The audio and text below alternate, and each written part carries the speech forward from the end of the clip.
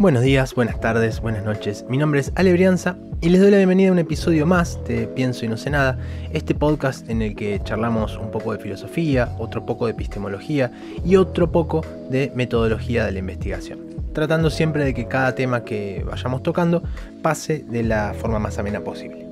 Y si bien hay siempre un caminito que vamos haciendo, que vamos construyendo paso a paso, este es otro de esos episodios que van un poco por fuera, un episodio más liviano, un episodio de verano, tal vez podríamos decir. El calor lo tenemos firme, así que eso sin dudas. Pero igual, no por ser de verano es que sea menos válido, ¿sí? Pero sí por ahí un poco más relajado en relación a los temas que veníamos tratando.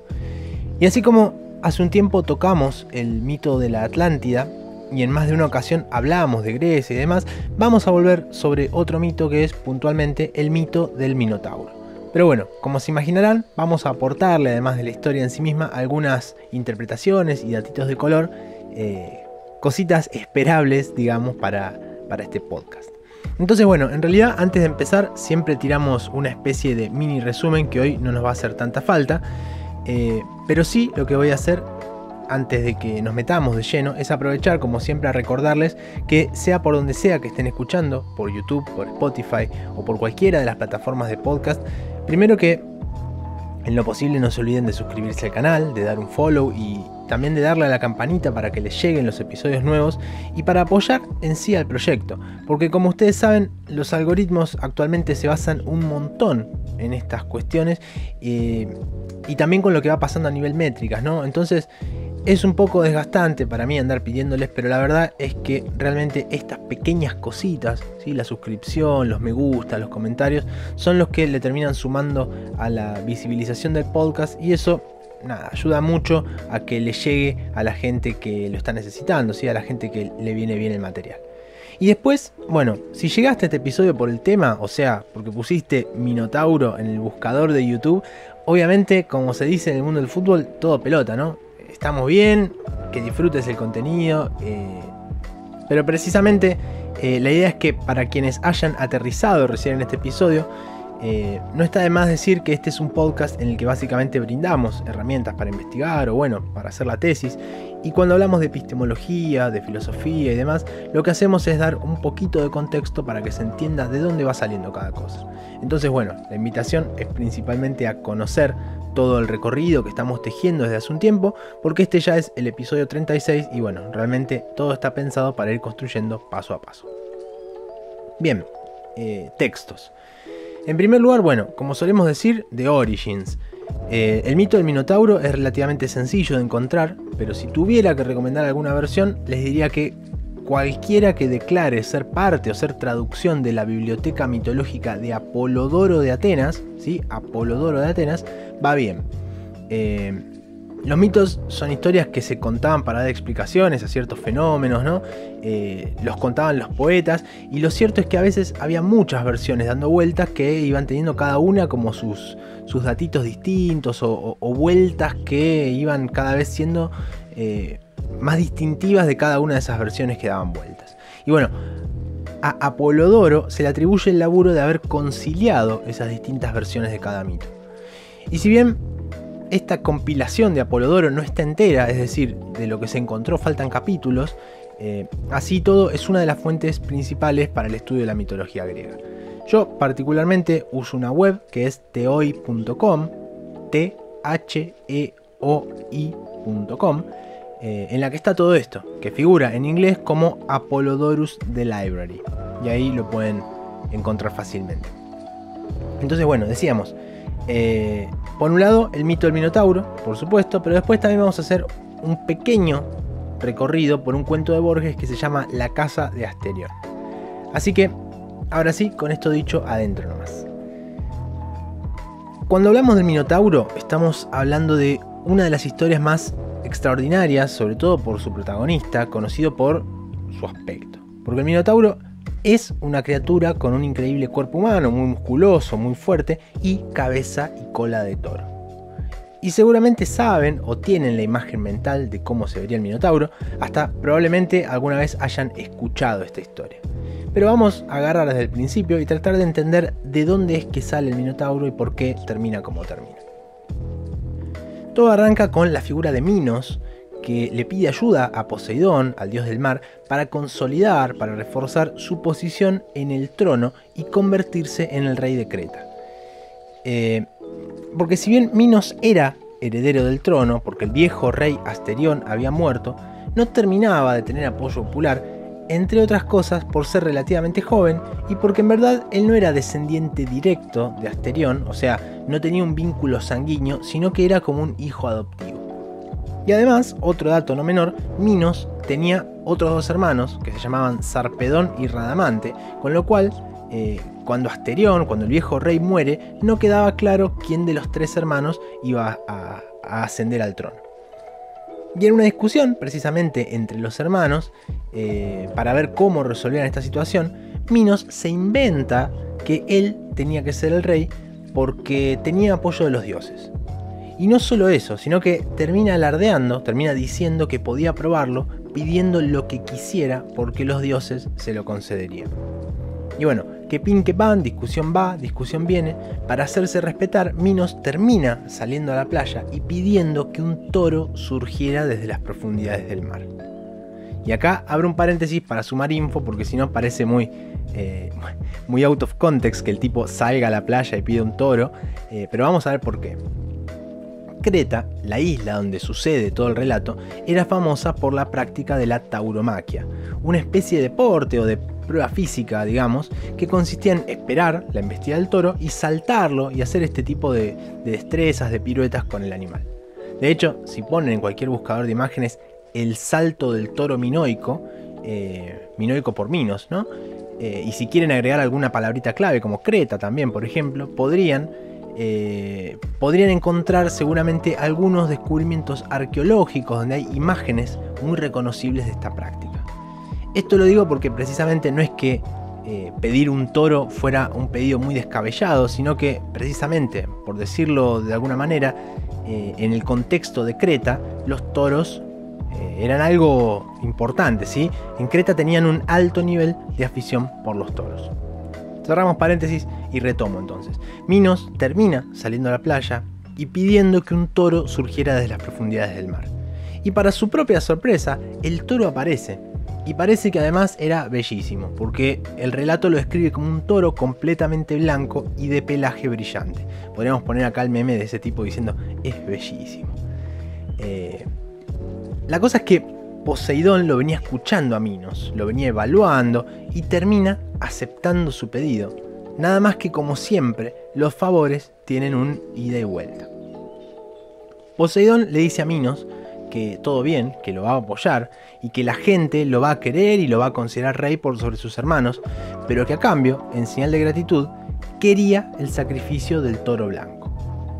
A todo esto, no era que Minos iba a perder un toro, porque ese toro blanco del que hablaba el sacrificio era el toro que mismísimo Poseidón había hecho aparecer en la espuma del mar.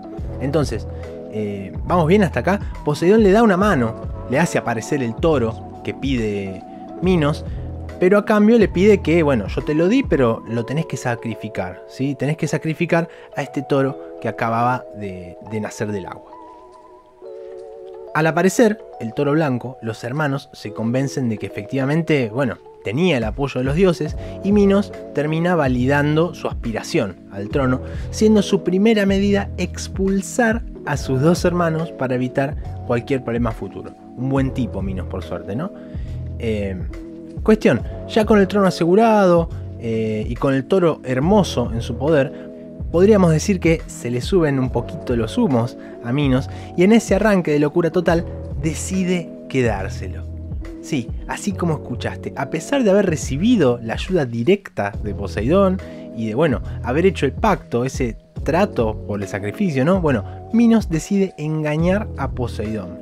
Se guarda el toro blanco y sacrifica a otro de pelaje beige, de color clarito, de su propia manada de toros para intentar hacerlo pasar por este toro divino. Ahora, se imaginarán ustedes que Poseidón no era ningún gil, ¿no? Y bueno, por supuesto se dio cuenta. O sea, ¿a quién se le ocurre desafiar a un dios, no? Bueno, la cosa es que salta la ficha y Poseidón se enoja y, como no puede faltar en este tipo de relatos, arma un plan para vengarse de manera despiadada del flamante rey Minos. Les leo un parrafito. Dice: la cólera del dios marino se gestó como una tormenta en el horizonte, anunciando el castigo que se avecinaba. En su furia divina, Poseidón forzó el destino del rey y de su reino, urdiendo una trama que cambiaría para siempre el curso de la historia de Creta. Tremendo, ¿no? Bueno, seguimos. ¿Cuál fue el plan de Poseidón? Bueno, hizo que Pasífae, la reina de Creta, o sea, la mujer del rey, se enamorara perdidamente del toro blanco. Como que dijo: te quedás al torito blanco, te quedás con el toro divino. Bueno, ¿sabes qué? Ahora el toro divino se va a quedar con tu esposa. Y bueno, como otra cosa que no pueden faltar en estos relatos son los amores pasionales, acá vamos a tener una fuerte pasión. Porque enredada en el medio de ese profundo enamoramiento, ella lo llama a Dédalo, que era el arquitecto de la corte, un tipo muy ingenioso, inventor, artesano y demás. Por ahí incluso podemos dedicarle en el futuro algún episodio completo a este personaje, porque es muy interesante también. Pero bueno, no nos desviemos. Ustedes se preguntarán, ¿para qué lo llama a Dédalo? Bueno, la reina quería que el toro se fijara en ella, y a Dédalo no se le ocurre mejor idea que diseñar una especie de armazón de madera con la apariencia de un toro, con rueditas y forrado, todo revestido con piel de vaca. La idea era que Pasífae se metiera dentro de la falsa vaca para que el toro la pudiera cortejar. La cosa es que la reina se mete efectivamente en su disfraz, porque podríamos decir que es una especie de disfraz. Dédalo la empuja, recordemos que tenía rueditas, ¿no? La hace rodar hasta el campo en el que estaba el toro y tuki. El toro la ve como una vaca y bueno, sucede lo que tiene que suceder, quedando Pasífae embarazada del toro blanco de Poseidón. De nuevo, así como escuchaste, la reina queda embarazada del toro blanco. Pasífae vio satisfecho su deseo y al tiempo dio a luz al Minotauro, esta criatura con cabeza y cola de toro, pero cuerpo de humano. Cuando nace esta criatura híbrida, Pasífae lo bautiza Asterión en honor al viejo rey de Creta, ¿sí? El que había muerto antes. Pero bueno, obviamente al verlo, digamos que el rey Minos ató cabos y se dio cuenta de que ese no era hijo de él, y se dio cuenta de lo que había pasado entre la reina y el animal, que hasta el momento se había mantenido en secreto. Y es en parte por mantener ese secreto que el rey descubre que Dédalo fue cómplice de todo, por primero haber ideado la vaca de madera y después por ayudar a ocultar todo, y lo castiga.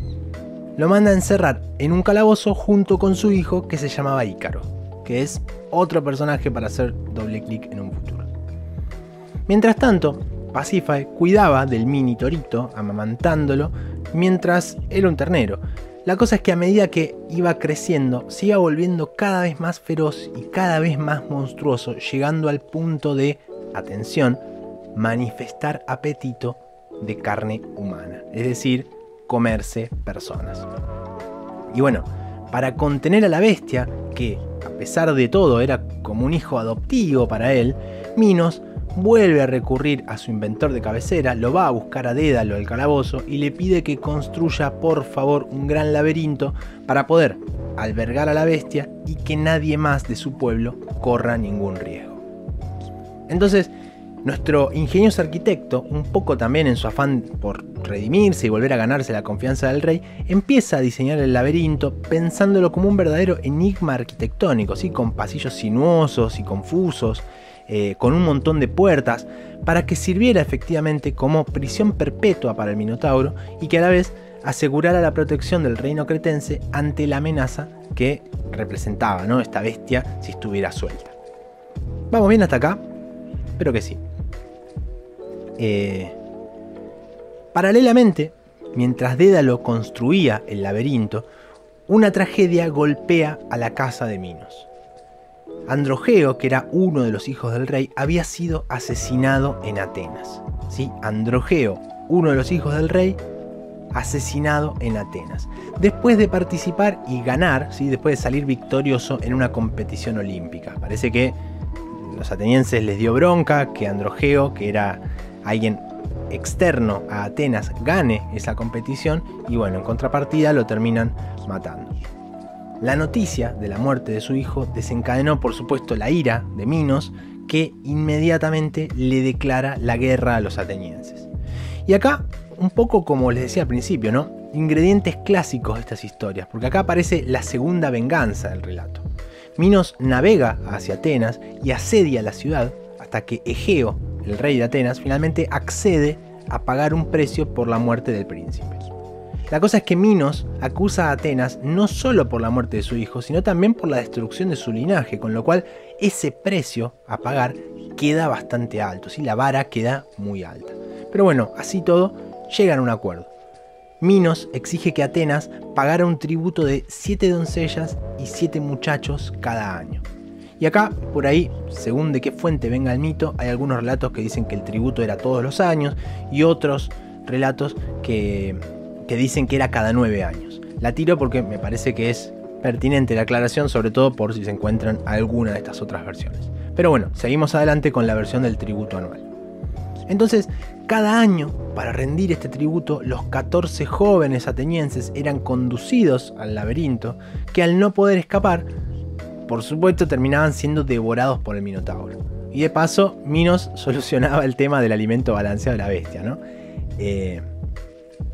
La tradición de sacrificios continúa por un tiempo hasta que finalmente el príncipe Teseo, el hijo del rey Egeo de Atenas, un poco harto de la situación esta de sumisión, se ofrece como voluntario para enfrentarse al monstruo y matarlo, ¿sí? Y bueno, de paso ponerle fin a las ofrendas. Egeo, el padre de Teseo, se oponía férreamente a esta idea, pero el muchacho, muy convencido, quiso salir igual, despidiéndose con una promesa. Si todo sale bien, a mi regreso habrá velas blancas en mi barco. Pero si todo sale mal, si fracaso y muero, haré volver a la tripulación con las mismas velas negras con las que estoy partiendo. Esto de las velas está bueno recordarlo porque ahora no importa demasiado para la trama, pero es un dato de vital importancia para algo que va a pasar después. Y otra aclaración, porque me ha pasado contar este mito y que haya gente que piensa que son las velas de alumbrar, ¿sí? Las velas de cuando se te corta la luz. Bueno, no. El barco de Teseo es un barco a remo y a vela, ¿sí? Y la vela es precisamente esa tela, esa lona que usa el barco para enganchar las corrientes de viento y ayudarse a avanzar. Bueno, sale el loquito y cuando llega a la isla, Teseo va de una a ver al rey Minos, le pide una audiencia, anunciándole que su misión era ponerle fin a la vida del Minotauro. Y en esa misma audiencia estaban las dos hijas del rey Minos, Ariadna y Fedra, que se enamoraron de Teseo, ¿no? Que además de ser valiente, parece que era bastante fachero. Y bueno, conociendo el laberinto y conociendo la bestialidad de su hermano mitad toro, Ariadna lo va a buscar a Dédalo para pedirle ayuda, ¿sí? Para intentar salvarle la vida a su reciente enamorado. Y acá pausa de nuevo solo para mencionar, ¿no? Otra vez el amor pasional de parte de las dos chicas y otra vez Dédalo traicionando al rey. Porque sí, Dédalo va a ayudar a Ariadna dándole un plan para resolver el laberinto. Le dice que la persona que entrara desenredando un ovillo atado a la primera puerta podría volver sobre su camino solamente desandando sus pasos siempre que siguiera el hilo. Una vez que Dédalo le revela el secreto, ella lo busca a Teseo y antes de que entrara al laberinto le da un ovillo de lana para que pudiera guiarse y encontrar así el camino de salida. Teseo entonces, antes de entrar, ata una punta de la hebra a la puerta y empieza a caminar, confundiendo los caminos y cruces enseguida porque el laberinto era muy complejo, pero con la certeza de poder salir en el momento que lo necesitara. En un momento, después de escuchar un rugido, ve que por fin estaba frente a la bestia, ve que por fin estaba frente al Minotauro, al que mata de un espadazo limpio. Y después, bueno, no tuvo que hacer más que retomar el caminito del hilo de lana, saliendo ileso del laberinto y liberando además a los 14 atenienses que eran parte del sacrificio de ese año. La noticia de la derrota al Minotauro a manos del joven ateniense, con la ayuda de la princesa Ariadna, corrieron rápido y llegaron a oídos de toda Creta, incluido por supuesto el rey Minos, quien, envuelto en furia, los manda a capturar tanto a Teseo como a su propia hija Ariadna. Pero el muy pillo les propuso tanto a Ariadna como a Fedra, a la que en realidad le había echado el ojito, les propone escapar juntos en su barco. Entonces arman unas mochilas, se embarcan y emprenden la vuelta a Teras. Es decir, Teseo, Ariadna y Fedra, las dos hermanitas, las hijas del rey Minos. Cuestión, deciden hacer una parada para pasar la noche en una isla, en la isla de Naxos, y ahí Teseo y Fedra consuman su plan, porque la abandonan a Ariadna en la isla mientras dormía. ¿Sí? Otra tradición más. Y otros que eran buena gente, por suerte, ¿no? La dejaban ahí nomás. Cuenta la historia que Ariadna se arrepintió, o sea, al darse cuenta que la habían abandonado, se arrepiente de haber actuado como actuó y también se arrepiente por haber sido ingenua, ayudando además a matar a su medio hermano por el amor que le tenía a Teseo, que al final, bueno, la usó para resolver todo el tema del Minotauro, pero al final se fue con su hermano. Y parece que mientras lloraba desconsolada, ahí mismo en la isla de Naxos la vio Dionisio, el dios del vino, el dios de los excesos también, que se conmueve con su sufrimiento y en un giro inesperado decide ofrecerle matrimonio. Y si creían que ahí terminaba la historia, pues no, mi ciela, hay más todavía, hay otro giro inesperado que tiene que ver con esto. ¿Se acuerdan que cuando Teseo salió dijo esto de que iba a poner velas blancas en su barco si le iba bien y velas negras si le iba mal? Bueno, la cosa es que parece que Teseo venía bastante entusiasmado, bastante entretenido con su nueva esposa Fedra, tan entusiasmado y tan entretenido que se olvidó por completo de su promesa y no cambió nunca las velas de su nave. Entonces, su padre, el rey Egeo, que estaba en el cabo Sunión, pendiente de todos los barcos que pasaban a ver si alguno era el de Teseo, al ver a lo lejos que el barco de su hijo estaba volviendo pero con las velas negras, no puede soportar el dolor y salta desde un acantilado al mar. Y bueno, Teseo llega y es todo un drama, se imaginarán, en parte por ser un pánfilo, y vamos a decir pánfilo para no decir algo peor, pero bueno, al haber muerto su padre, él se convierte en rey y entre las primeras medidas que toma, bueno, nombra como mar Egeo al mar donde murió precisamente el difunto rey Egeo. Mar que hasta el día de hoy se sigue llamando mar Egeo y está ahí compartido entre Grecia y Turquía, ¿no? Y bueno, hasta acá, ahora sí, podemos decir que es el final del mito del Minotauro y podemos pasar la hoja y pensar no solo qué interpretación, qué lectura se puede hacer, sino también ver qué hizo Borges con todo esto. Porque con el transcurso del tiempo, el mito del Minotauro fue evolucionando más allá de sus raíces como mito, valga la redundancia, como leyenda, convirtiéndose en un auténtico símbolo de la soledad y la desesperanza.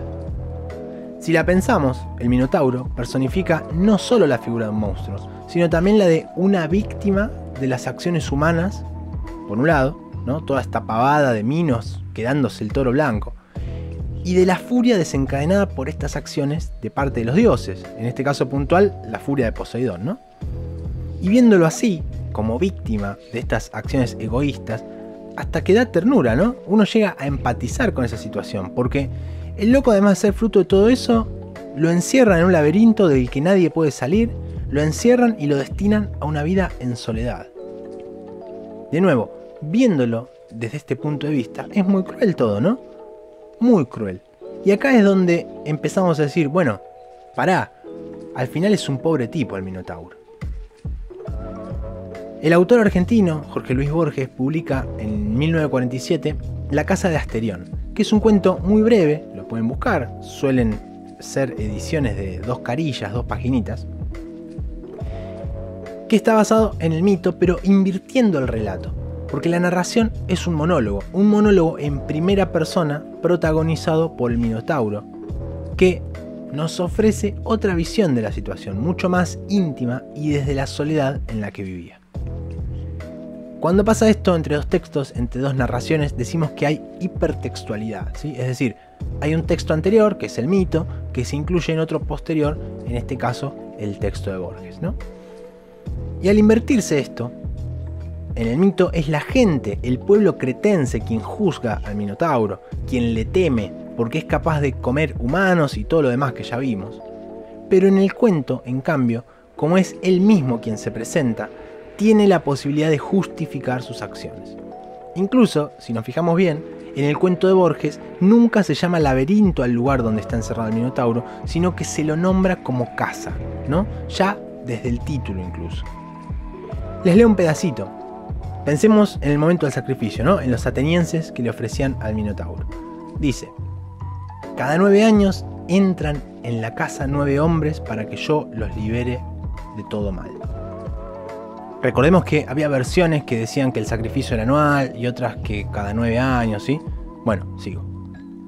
Oigo sus pasos o su voz en el fondo de las galerías de piedra y corro alegremente a buscarlos. La ceremonia dura pocos minutos. Uno tras otro caen sin que yo me ensangriente las manos. Donde cayeron, quedan, y los cadáveres ayudan a distinguir una galería de las otras. Ignoro quiénes son, pero sé que uno de ellos profetizó, en la hora de su muerte, que alguna vez llegaría mi Redentor. Desde entonces no me duele la soledad, porque sé que vive mi Redentor y al fin se levantará sobre el polvo. Si mi oído alcanzara todos los rumores del mundo, yo percibiría sus pasos. Ojalá que me lleve a un lugar con menos galerías y menos puertas. ¿Cómo será mi Redentor?, me pregunto. ¿Será un toro o un hombre? ¿Será tal vez un toro con cara de hombre? ¿O será como yo? No sé a ustedes, pero a mí esto me parece tremendo, ¿sí? Es desolador, porque vemos que el tipo está realmente solo y que además él no termina de entender bien por qué mueren los que entran al laberinto. Él corre a buscarlos, corre alegre, contento por ser visitado, y al abrazarlos, sin querer, los termina matando. Uno tras otro caen, dice. Y después, esto otro del que antes de morir le avisa que Teseo viene a matarlo. Y que eso en vez de asustarlo le da esperanza, porque lo va a ayudar a terminar con su soledad, lo va a sacar de ese lugar con pasillos, con galerías y con puertas. Solo al final del cuento, ya con el Minotauro muerto, el relato pasa a estar contado por Teseo, que dice: ¿lo creerás, Ariadna? El Minotauro apenas se defendió. Y antes, cuando hacíamos el repaso del mito, yo hice un pequeño énfasis en esto de que lo mata de un solo espadazo. Y claro, si el Minotauro estaba esperando que vengan a matarlo, que vengan a liberarlo de toda esa vida de encierro y soledad de la cual él ya no entendía que hubiera una salida. Y bueno, creo que acá podemos parar la pelota y meter este clásico momento de pasar en limpio alguna conclusión, ¿no? Primero, podríamos decir algo más general, que la historia del Minotauro es, junto a otras que si me apurás te diría, no sé, Heracles, Ulises, Teseo, o las gestas de los héroes que participaron en la guerra de Troya. La historia del Minotauro pertenece a este núcleo de relatos que son, me animo a decir, de los más conocidos de la mitología griega. Y como veíamos, incluso al pensar en la lectura que hace Borges, la influencia de estos mitos griegos, de estas historias, en la cultura popular es incuestionable. Tanto así que, de la misma manera que vimos en otro episodio con el relato de la Atlántida, aún hoy mucha gente se pregunta qué hay de verdad y qué hay de ficción en este relato, ¿no?